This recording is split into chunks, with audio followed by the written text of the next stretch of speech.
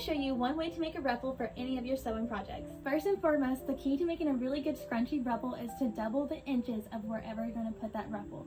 For example, if I wanted to put my ruffles right here and this is measuring 12 by 8, then I will make the ruffle length 24. But if I want it really, really scrunchy, then I'm going to add a few more inches, so maybe 26 or 28. So the first thing that you're going to do is take your ruffle fabric and take the shortest side and fold them together on both ends and take it to your sewing machine and do a top stitch. Now you're going to take that fabric and flip it right side out, making sure you poke out your edges.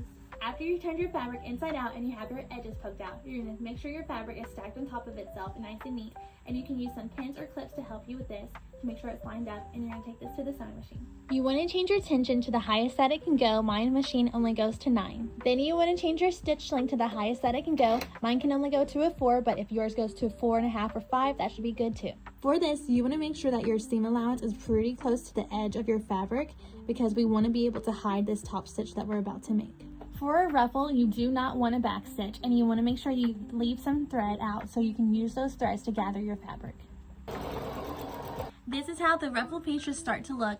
Now what you want to do is to grab one of those loose threads that we left, and you want to grab only the top, and you want to pull this and pull your fabric down at the same time, and that is what's gathering your fabric together to make it a ruffle and to scrunch together. Make sure you do not pull this too taut or it will break, and then you'll have to do it all over again. And that is one way that you can make a ruffle.